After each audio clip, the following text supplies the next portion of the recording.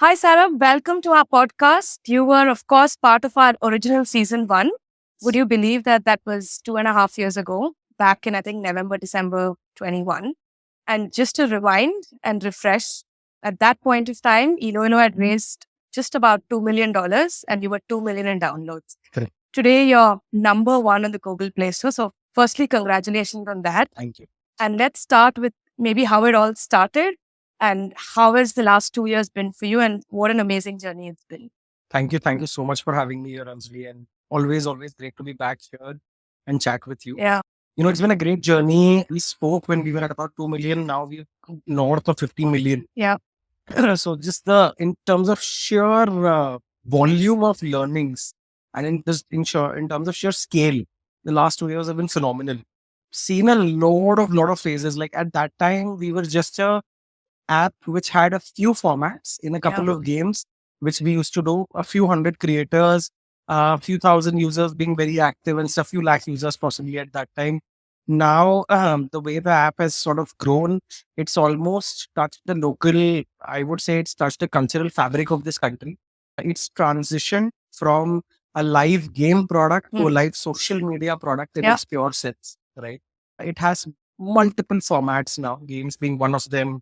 It has formats across motivation, across chat, across astrology, across interesting categories like breakup as well, entertainment, etc. Yeah. So the app's journey has been very, very interesting. I think one thing that is now not changed from then to now is that the problem we were solving for remains the same. We're still equally excited. Every day I get up, that problem really excites me that we're still solving for a creator's needs of one, really owning an audience and an audience's attention in a very meaningful way and really sort of enabling creator fan interactions. And second is their monetization needs, which we're trying to right now solve for. Second being for an audience, we're trying to solve for their belongingness needs. And I think that feeling has not changed from a 2 million to a 50 million plus journey.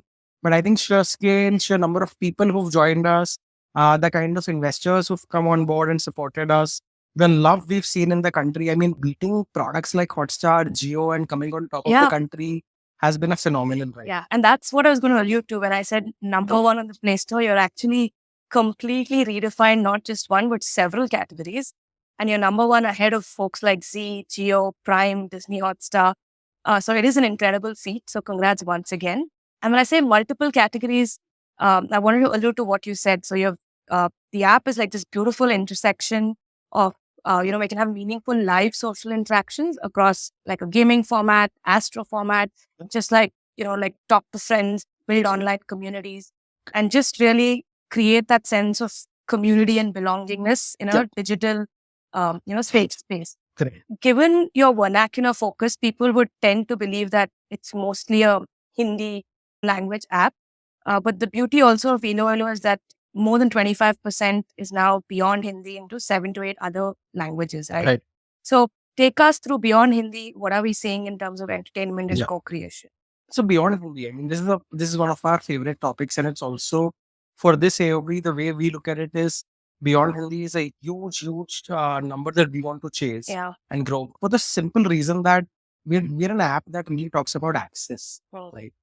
For the tier one audiences, or for if you look at Bharat and divide it into multiple strata, there's the top 100 million for whom there are multiple products that have been built. And then there is the middle India, and then there are the strivers, right? The 400, 500 million there and about 600 million there.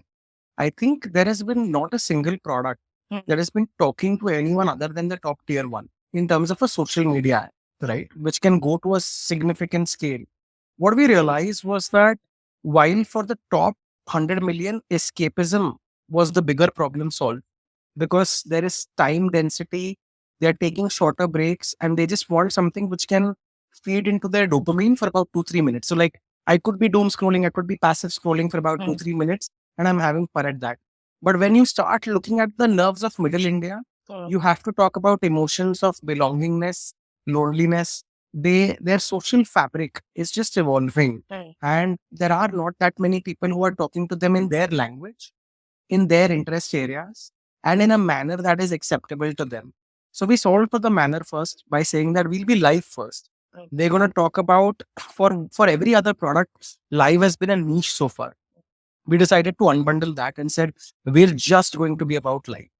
And that in itself, when we think about that decision, it still gives me goosebumps because picking on life as a category in itself was a defining moment. That, will you just have this as a tab or will your entire product revolve around? And second was, if you are going to do something around life, people want to talk to people who are relatable. The emotion we were going after was relatability. And what better relatability if you and I speak the same language?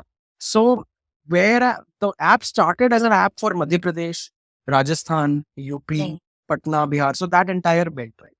And started going towards north at that time. Now, after launching newer and newer languages, suddenly Bengali has become so large for us. Telugu is becoming really, really large. Tamil is becoming large. Marathi is becoming large. Gujarati is blossoming. So there are multiple languages which are now starting to come together and become very, very interesting. The lowest common denominator across each is just two things. One, we've hit the right cultural narrative. So everywhere there is something cultural that they want to talk about. It could be something as simple as morning greetings, how they are doing, what their day is, food, many other things that unite them. Our category really sort of stands around giving them what we call ourselves as a feel good or a positive social media product, like where we're talking about everyday life. We're talking about things that could be better for you in everyday life. So people share their problems. And I would like to look at our creators as their digital companions who talk to them in their language.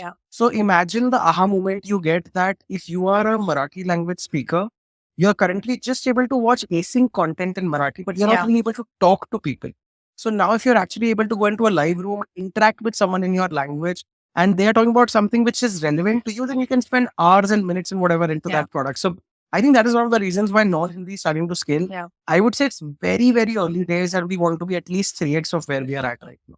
Fantastic. And you spoke about just not how you have a diverse set of languages, but it's staying on your audience side of things. I want to briefly touch upon viewer polarization. And what I mean by that is you have multiple types of people and archetypes of audiences that come onto the app, right? You have, say, shop owners who come in the afternoon when the dukaan is closed. Correct. I've always said how you have like lots of women who come in the morning, and then you have like formal economy workers who go back home in the evening and log onto the app. So take us through how you've been able to cater to these very, archetype needs of your audiences as well, beyond just the format, which is gaming, astro, chit chat, talent, etc., and the language. Sure. I think that's bang on. That's a great articulation of what we look at as well.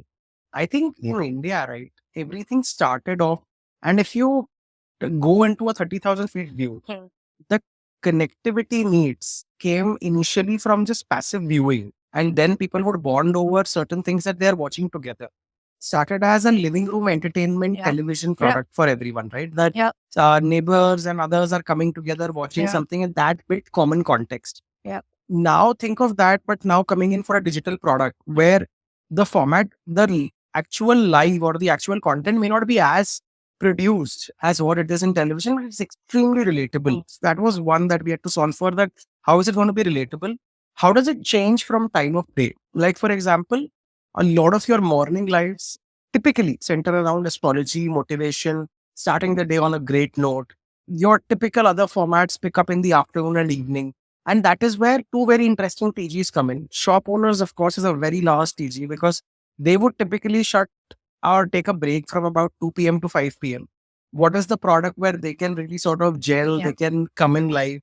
And how we stumbled upon this is that we have this co-streamer feature, which I can, of course, talk about in future. But we could see people in that fragment who are coming in and the backdrop is of a shop. I was like, who are these people who are always in the afternoon coming in from there? Did some user calling and realized that, hey, while we are not really asking for any data around this is definitely a big TG we've tapped on. Second big TG we had tapped on in that segment itself were homemakers as well. So people who were free after about 12 p.m. to 6 p.m. and they would say that this is the product that I want to socialize with because there are people like me. Mere jaise log hain, I can relate to them, etc. And in the evening, of course, the Gen Z millennials would come back onto the app. The Gen Z typically would come back and you would see a lot of live streams around breakups, love, games, many other such things. And that sort of picks up at that time. So the idea has been staying true to the format. One, ensuring diversity of creators. So we, of course, screen, but we also allow UGCs to come in. Having bunch of formats like audio and video coexisting is a very important factor, because not all the time can you watch a screen. Yeah. There are times where you want to just sort of listen. Yeah. And that's where audio sort of holds true as well. And then just being really focused on ensuring that the one thing we never compromised on was that it's supposed to be a very, very safe space. It's supposed to be very inclusive and social. So once you do that, then many sort of PGs can come together. Of course, there are certain PGs that we've chosen not to sort of address for. Like, for example, hardcore gamers may not really find a lot of value to the audience. A core dating audience may not find value here. But anyone who's coming in for socializing, entertainment, just pure connections, I think they end up finding immense value in what we're doing. Yeah. You touched upon audio, so I'll maybe pick that up. That's one of your more recent launches, and audio has always been a segue for new users and early adopters of the app who maybe are don't want to like show their video, etc. Correct. To come on and experience Eloelo. But even the audio format is not what they're typically used to. It's not like getting onto a group, WhatsApp audio call. You have made that to be immersive and topical. You have like these backgrounds and screensavers that talk about the most recent things that are hitting headlines today. Okay. So take us through some of those features you've built to make the audio experience unique and differentiated and immersive as well. I have a fun story to share with you. And I think this is the first time I'm going to be talking about this ever. Yeah. We chanced upon audio accidentally. Yeah. There was an Ayushmann Khurrana movie coming called Dream Girl 2. Yeah. They wanted to do something with Eloelo. And the whole idea of audio was that we didn't think of building audio at that time. We were all video, and we had said that we will do a big reveal. Right. Because Dream Girl is about him talking like another character and then revealing himself. Yeah. We were like, we need to build out tech where somebody can be on video but switch off the video momentarily and then come live. And by switching off video, we had accidentally created audio rooms. And the way it got built was everyone on the screen, the creator, the co-creators could all switch off video. Yeah. So when we were looking at it, we were like, now they are suddenly talking very freely. Yeah. And we were doing a dry run for that. Yeah. Nothing else. No inhibitions. No inhibitions, because we were like, this is a dry run. It's fine. We are just kids playing in a park and just figuring out the movie wants to integrate with us. We'll do that. Ultimately, that integration went into a different direction, but we realized that this is a great format we've stumbled into. And can we now build deeper into this? Yeah. That started audio. And then when we started building that, we realized that, look, Eloelo never mentioned that we are only going to be a means of expression visually. Yeah. It's about connecting Indians and connecting people who have a common fabric together through these guided sort of digital companionship, which your host sort of offers. It stays true to live and interactivity. Absolutely. It stays. So we had certain things that, does this stay core to our values? Yeah. Are we able to do a great job of contextuality in this? And when we came into contextuality, the V1 of audio looked very different from what a V3, right, which is right now, looks like. Right? So then we realized that, in video, when you enter a live, by the means in which you're dressed, by how your hand gestures are, how you're moving, I can understand what you're talking about. But in an audio, it might take some more time for me to get the pulse of the room. So how do we solve that? We decided to give creators a lot of tools. We've always been about creator empowerment. That's our DNA. I come from a creative background myself. So I was like, let's give them a multiple set of backdrops. Yeah. And these are nothing but things which we essentially get from the internet, depending on what is important in the country, in the kind of categories that we are good at. So it could be people talking about relationship advice. It could be people talking about motivation. It could be people talking about how their day is going. It could be sports. It could be many things. For example, right now there's an India-England match going on and we have sports wallpapers. So what that gave was people who would enter that room, they would suddenly get context. Like you could vertically swipe, enter a room and it would be like, oh, there's something around sport going on. Those conversation triggers. And now it's about building on that. So now we're building noise cancellation. Now we are building audio filters, which nobody has built in India. That I can talk in a slightly thicker voice. I can talk in a slimmer voice. I can voice modulate.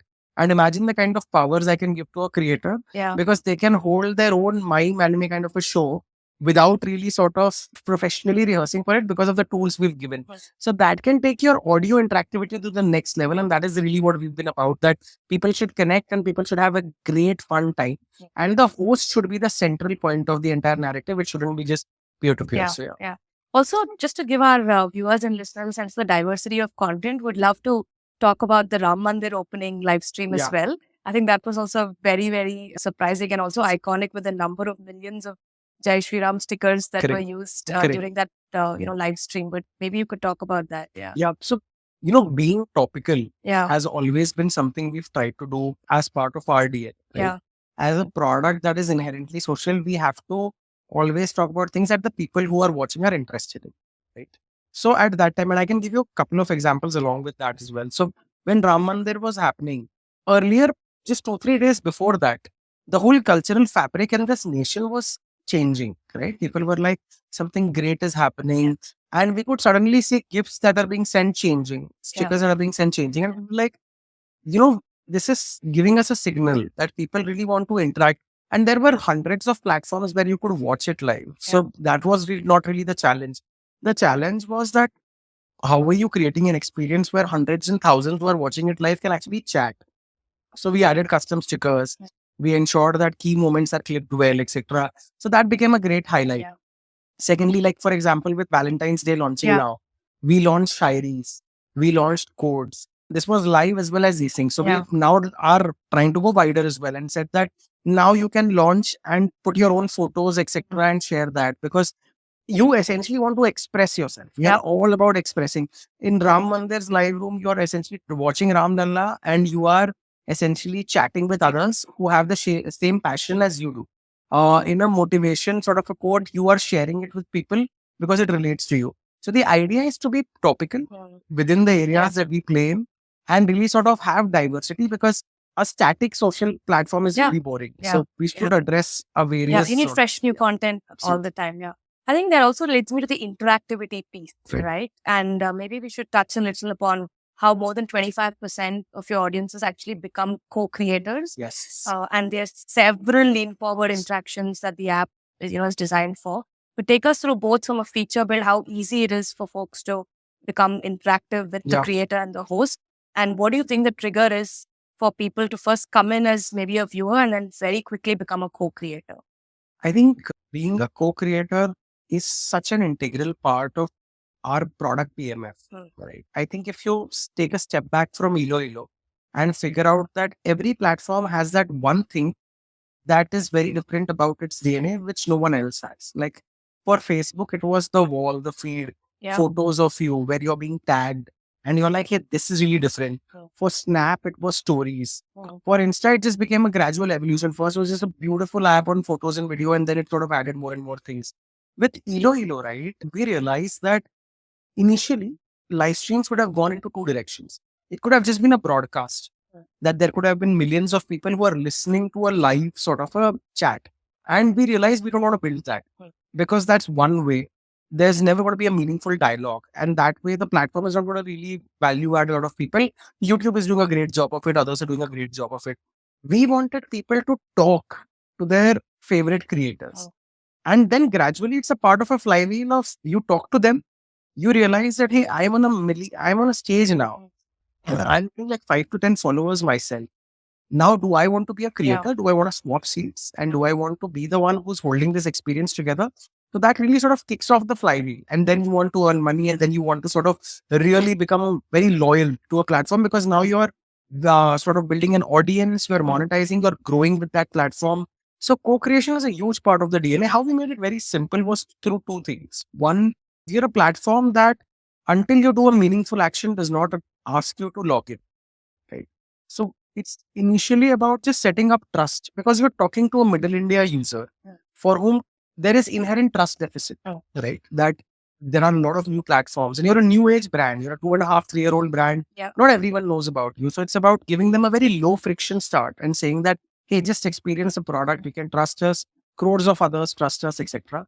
And then when they meaningfully want to engage is where we ask them for their name, their profile pic, because a host needs to know all of that before they take them on a call. By then the trust has already been built. And you have to first think of things other than co-streaming that they will start with. So it's a real journey building. So it's commenting, sending hearts, sending following, sending stickers, etc. And then sort of you go and become a co-streamer. And we realize that as more and more people were doing this, retention improves, people are coming back at scale, engagement time improves because you're not just sometimes waiting in a queue that when you would get accepted and then you want to talk as well. So that's been a massive learning for us and it's all changed in the last 1.5 years for us. That's fantastic. I think the other big reason your engagement levels and your retentions are so high is that whole relatability factor you spoke about. Right? As an audience, I relate not just to the content and not just that it's in my own language, but also with the host or the creator who's moderating that particular room.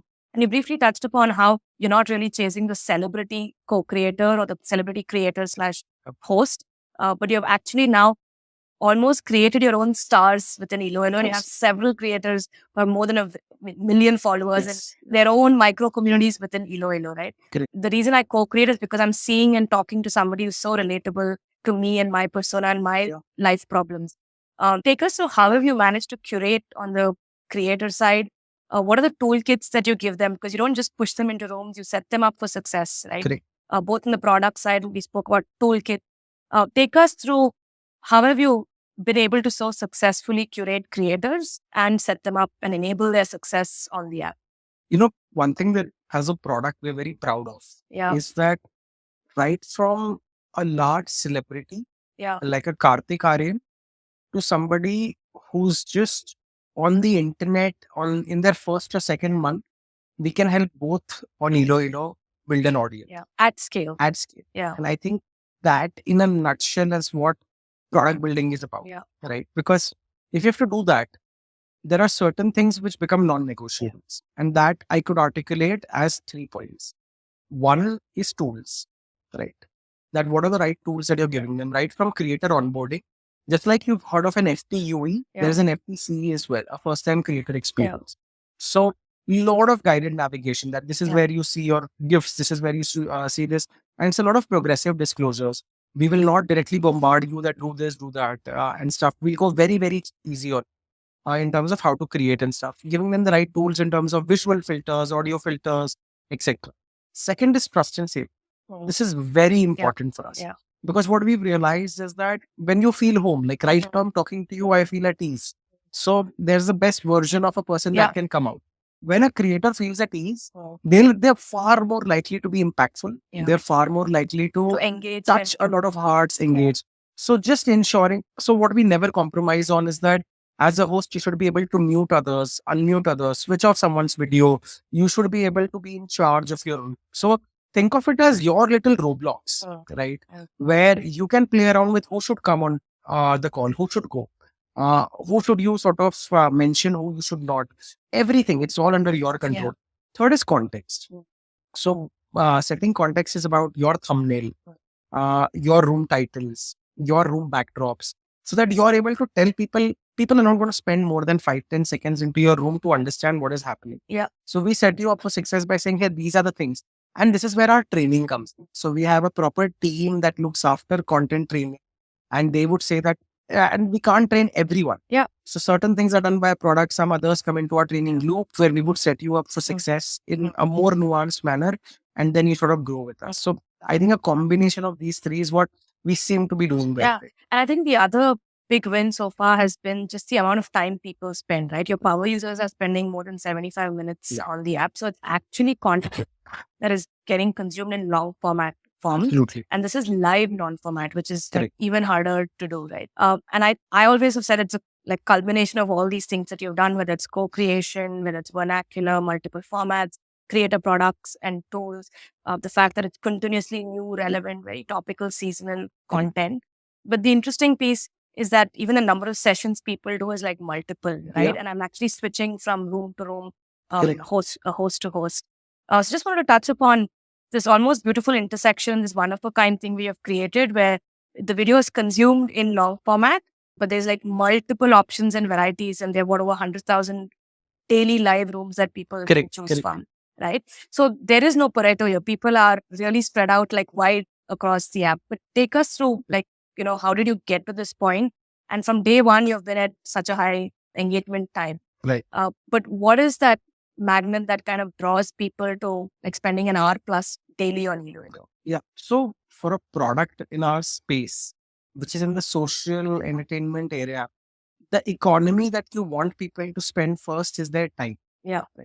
You're not in the convenience economy. So I'm not helping you save time in something, but you are ultimately giving them a value payoff for the time that they are giving you, right? I like to look at this, and I always derive examples from offline earlier, and you could also relate to it because I've come from a time where Jio just started. there used to be the entire VAS economy where people would call 111 and you could talk to somebody, you could consult someone. There was you could jobs, play there was games, matrimonial, there was astro, games. absolutely right. So VAS was a $1 billion plus market. And then Geo changed the game with its own sort of pricing, and a lot of this. So behaviors don't change because people used to do that. Now people start looking at other avenues of expressing themselves. And while everyone went into short video and other nuances, we thought that this is such a massive behavior. How can we bring this and catalyze this? And that is what live streaming is essentially about. So for all the people who spend a lot of time, that time is divided into rooms and into various sessions, right? So the whole idea is that whether it's a 4 or 5 minute conversation, whether it's a small round of game, whether it's an astrology consultation, whether it is a problem solving discussion, the typical time for that is about 5-6 minutes. So instead of looking at it as 1 60-70 minute thought, it's about delivering them several such value moments where then they are like, hey, I like this person. I want to follow. And the next time you're live, I want to be notified of that.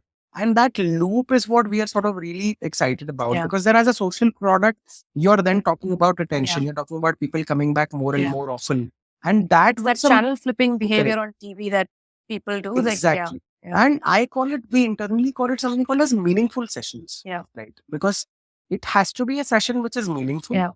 It needs to have triggered some aha moment for that user, whether it is a conversation, whether it is sharing something, whether it is a game, whether it is anything which is sort of there in the product. We've tried to build it in a way that you're able to get some value. And again, this ties back to the earlier question you had said about homemakers, about merchants, about students. Many others are supposed to get value depending on what you like. So how the product has not changed around this, we always had rooms, we always had context. Now it's become more nuanced. So now you will see rooms, there's a tab called nearby, where when you click on it, I was like, I'll share a incident. We have a creator in our office. I clicked on nearby and the first room that I saw was him streaming from the other room. The next room, And I was so happy that, wow, this is working so well. And imagine the joy that if you are in Patna, you want to then talk to people who are hosts who stay nearby. So if I'm in Darbhanga, somebody else is in Darbhanga, I can have conversation about food. I can have conversations about everything else. Where else in India would you get to talk like that? And that too in a safe manner. And, we've seen so many incidents. So time is essentially a function of people giving time on the platform and people talking about this off the platform as well. That people discussing that, hey, this was a creator who we met here. Can we plan to meet offline? Like there have been so many people who've connected online on Eloelo and then connected offline to catch up. So those stories are like numerous and that just shows that we've sort of been able to touch a raw nerve there. And I think what local has also done is create these micro communities now, right? I think a key insight recently as scale has happened for you and is these digital micro communities that people are beginning. And I know that people were anyway creating WhatsApp groups and they were discussing the feed that came through Eloelo or who's streaming next or what they can look forward to this evening in terms of content creation. Tell us about how you're bringing that onto the app and this whole piece around digital communities that you're now creating. So, anything that we want to build out, the first thing we like to check is whether there's an offline behavior for it. Because behaviors are very tough to change. You can only adapt to behaviors. You can't build new behaviors, right? What we realized at Eloelo was that we have a breadth of creators, right? Our top creators have as many as 10 million followers. Right. And there are so many creators, like you said previously, with more than 1 million followers. So there were people who would create WhatsApp groups who are typically like fan groups around these creators that when is RJ Goldie going to come live next? Or taking clips of the live stream and sharing it there. And all in a very, very fun, great way. They would tag RJ Goldie and they would say that, we're all your fans. Let us know. Because a single notification of Eloelo may not suffice. You might miss that notification. Also, they like to stay connected like that. How we are sort of solving for that is we believe that a community may not be built in a very traditional way. Like the most dated format of community is that it's a group. I'm sending a message and an attachment or a broadcast. We believe that live in itself is a community. It's a very, very vibrant community and it can have levels. It can have associations in itself. There could be some people who I might want to talk one-on-one with. There could be some people with whom I'm talking in a broadcast with. Now we are basically trying to get people to also see other sides of that creator in terms of, what else are they doing besides their live stream? Maybe they want to share a BTS. Maybe they want to share another clip about something else in their life.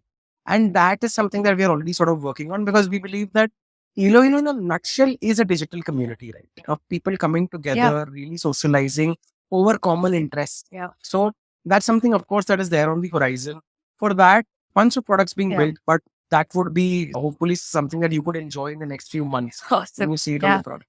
Also want to touch upon how you mentioned that it's a safe space. Yeah. Right? I think that is super critical given especially the scale at which you're operating right now. That, as we said, spoke with a diversity of audiences. You have Gen Z folks, you have housewives, you have shop owners, SME owners, multiple languages, multiple content formats. The contradiction really is that people come on to Eloelo, interact with a bunch of strangers, but the big insight and takeaway has been that they still feel that it's a safe space to share, literally not just audio, but video as well, and really interact with the hosts as well as the other people in that live room. Take us through, typically for a creator, how are you protecting them from NSFW content?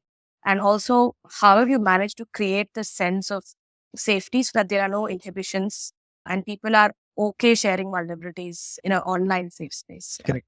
Let me again come back and tell you a story. Yeah. Right. I've so far visited about 5 different towns of India as part of my market research.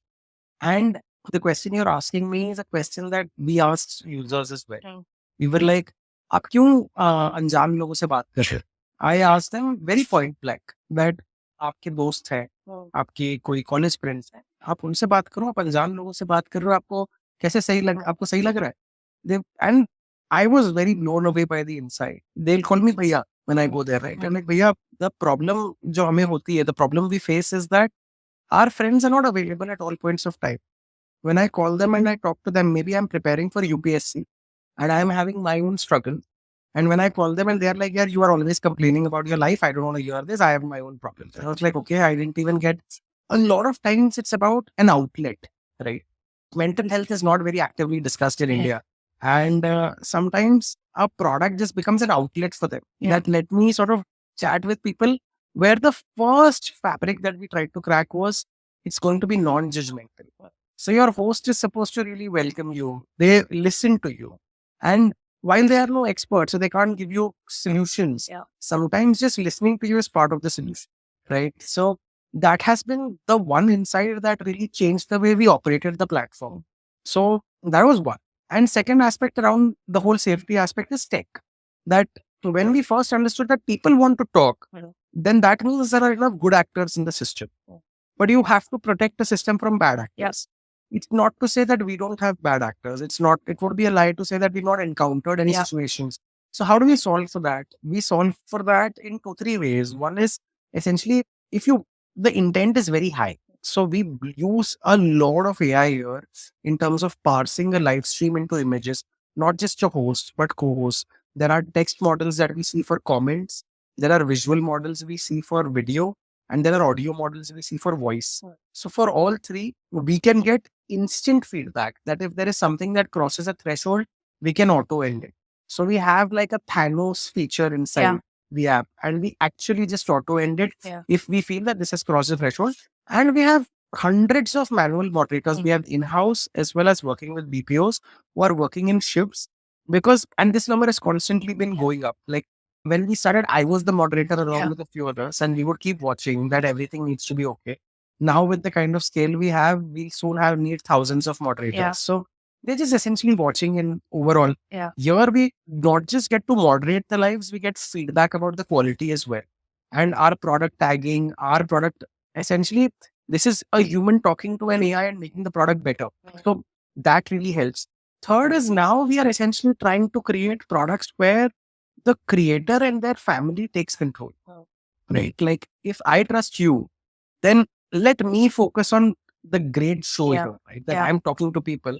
You are there in my life. You can moderate on my behalf, because you are essentially what I call it internally is my guardian in this live stream. So we're introducing those aspects that somebody can be your guardian, somebody can moderate on your behalf, whoever you choose to. So with this, the entire concept of trust and safety get solved. And we really over-educate creators. Like in terms of how we do this is we will talk to them upfront that, this is how you mute someone. This is how you switch off video.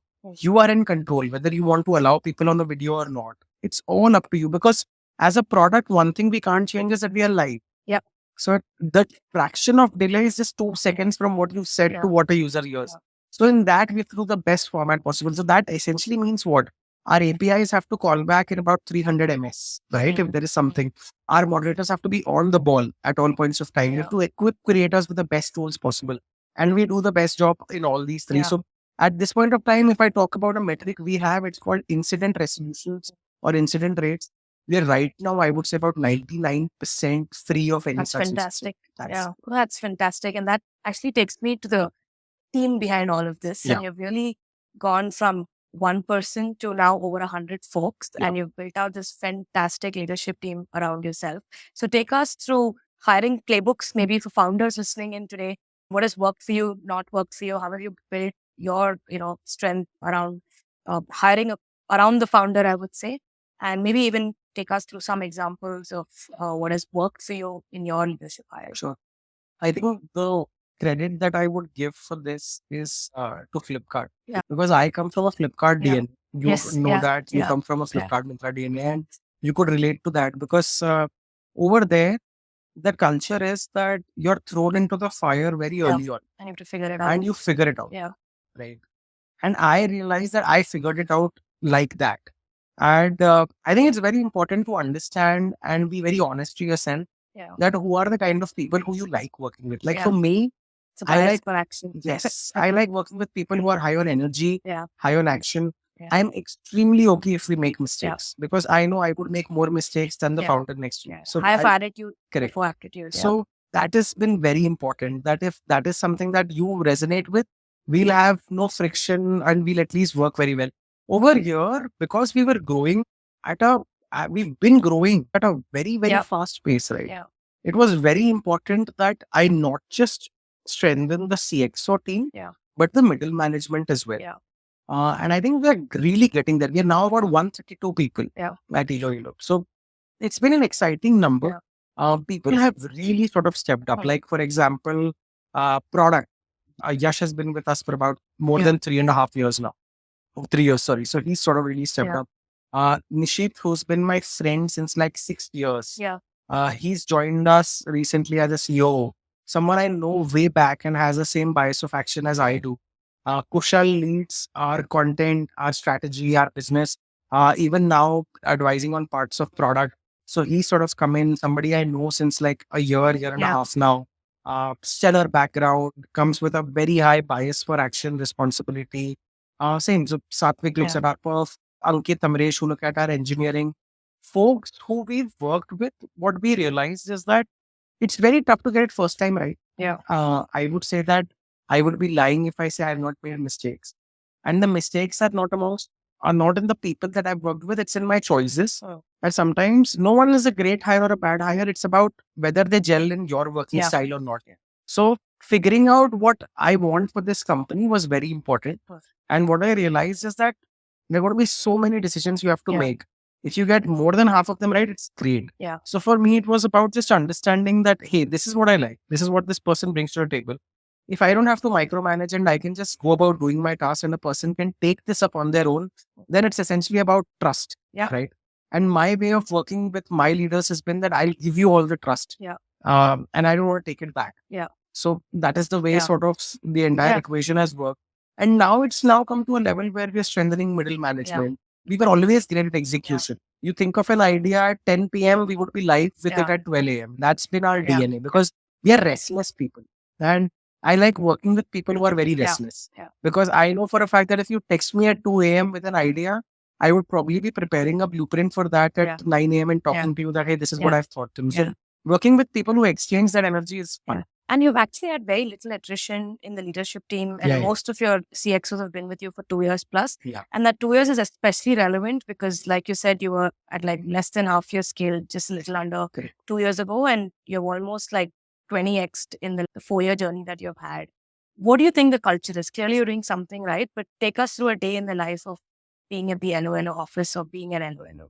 I think our culture has evolved a lot. Like our culture, before I even tell you and talk about a sentiment in the culture, we've gone from various mistakes in that as well. And that's a lot of times we tend to tell the positive side, but not the learning aspect. Like we've gone from a lot of mistakes which led to attrition because we were not, we were hiring for urgency.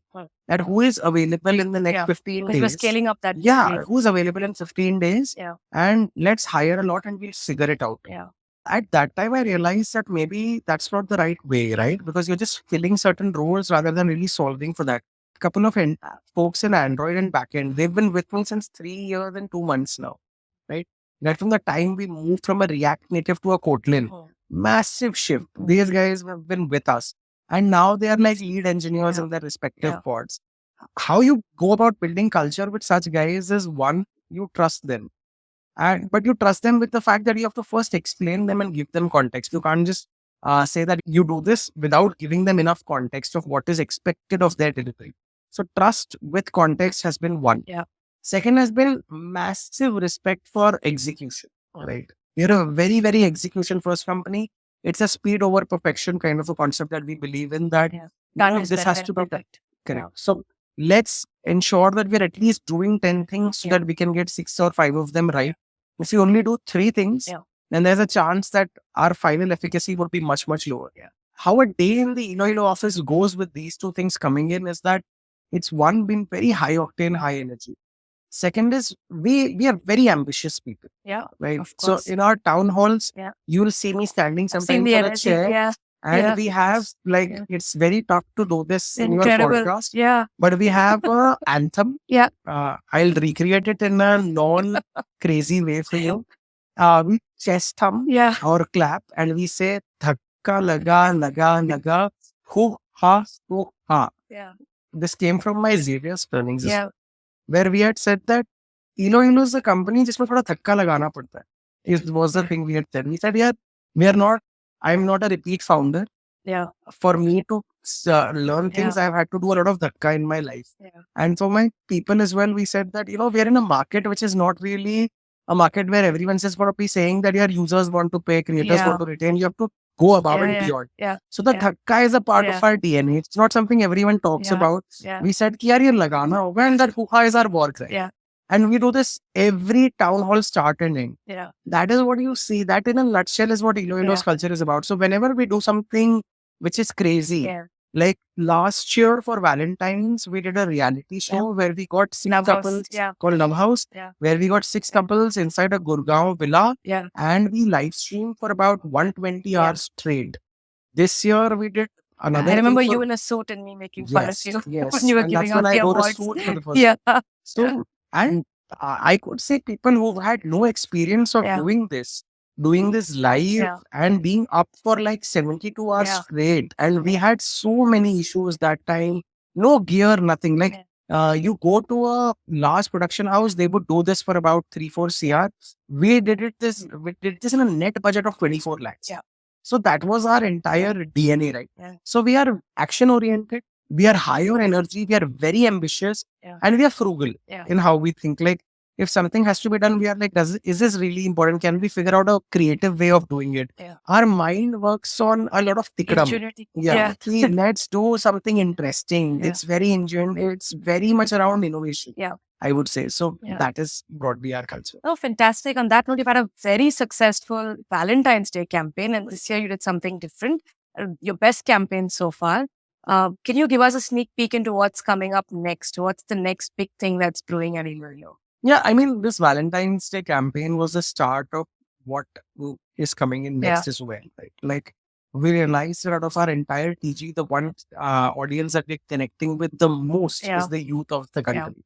And we realized that as a brand, you need to have a small, slight persona, right? Like, you can't be a gesture, a caregiver, everything together. As a brand, we are a bit of a rebel in our nature, that we chose live as a format where everyone was going easing. We choose interactivity where everyone in live would look at broadcast. We get celebrities to come and talk to their fans live in a very sort of trusted way. So we realized that we flipped the narrative even on Valentine's Day. We said that Chodo Valentine's Day, we call it Kunwar Diwas. Yeah. Because why should singles ever say that this is not an event for me? And we did an entire campaign around that. Then we got the ex-Bigg Boss winner Munawar to sort of come live on the app and launch newer and newer features. So now how the product is scaling is that we're a live first social media product, but you can do so much more here. You could have guided conversations with or have digital companions in form of creators who are essentially going to be talking to you about anything in your life. It could be around things they are good at. It could be on motivation, astro, relationships, anything that you're sort of really looking at. Number two is about just having a great time and socializing, because that's the start. Then you really connect with more people. So you could chat, you could play games, etc. And that's how you sort of do that. And now we are adding more things. Like you could share stuff outside of the platform because at 12 a.m. maybe you are not in the mood to have a long 30 minutes live stream, but maybe you could see something and you want to share. That speaks to your state of mind. So what would not ever change is that we are always talking to the core India in their language, in formats that they love. Everyone's asked me that, what is the TikTok of India? Like, what is going to be the bite dance of India? For us, for the first year, it was always fake it till you make it. That maybe we are not, but we're going to shout on the roofs. Now we know that we will make it because we want to become that. And we know that we will 10x our product offerings. We will ensure our tech becomes even better than what it is. We will appeal to more and more users. And we believe that this is a product that would connect every Indian together over these live conversations. So that's the future. More communities, more formats, more and more things where creators can earn money. Users can have a great time. Both paid and non-paid can have a great time. So that's broadly how the platform is evolving. And I think I'm going to end by saying that you're number one, but you're not stopping and you're just like continuing to run. So to always being the runaway leader, 3 big cheers to Eloelo and to always being like a runaway success and to always innovating first and doing innovation frugally. So all the very best to everything that's going to come rest of this year. And thank you so much once again, Saurabh, for being here. Thank you. Thank you.